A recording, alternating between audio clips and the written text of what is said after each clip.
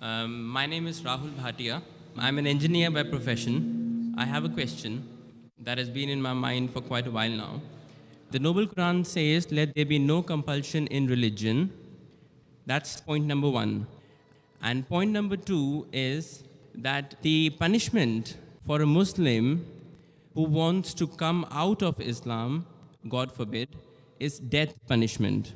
According to me, this signifies a virtual compulsion in the mind that this is the punishment which will be given to me, so hence I cannot do it. And this kind of, I just need some clarification. I'm sure there is a clarification on this point. That's a very good question. He hasn't given the reference first. He quoted the verse of the Quran from Surah Baqarah, chapter number 2, verse number 256, which says, La ikraha fid deen, there is no compulsion in religion. And that is part of the deen, that you cannot force anyone, you cannot compel anyone with the point of the sword or the point of the gun. His next question is that if any Muslim leaves his religion and becomes a non-Muslim, becomes an apostate, then the penalty is death. So isn't this a sort of compulsion? Before I give the answer, I would like to mention that every country has its own law, its rules and regulation. And most of the countries, one of the highest punishments is for treason. For example, if a person is working in the army and if he leaks the important thing of the country, all the vital points and the information to the enemy, it is called as treason. Most of the countries, if anyone does treason, sells the important blueprints and documents of the country to the enemy, many of the countries, the death penalty, many of the countries have life imprisonment.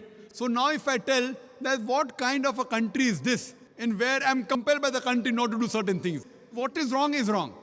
So here also, if a Muslim becomes a non-Muslim, it's only in the Islamic state of law if that Muslim who becomes a murtad and then propagates his new faith and deceives the people, that's the time this penalty is put.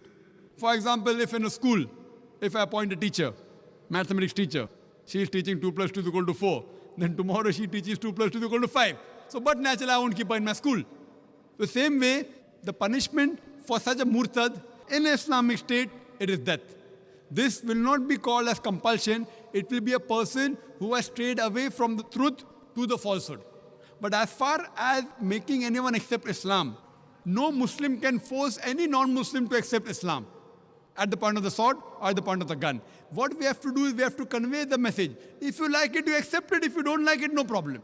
Our job is to convey the message. It's mentioned in the Quran, Surah Ghashiyah, chapter number 88, Fazakir Naik Muzakkir. Our job is to deliver the message. We have to deliver the message in the best way, with hikmah and with husna, with most beautiful preaching. Whether the other human being, non-Muslims, accept or not, it is not under our control. We cannot force anyone to accept Islam at the point of the sword, the point of the gun. But that what you're talking is a different case in a state of Islamic law. Like as I gave you an example where a person working in an army, if he sells the secrets of the country, then the penalty is somewhat similar. Hope that answers the question, brother. Right, okay, yeah.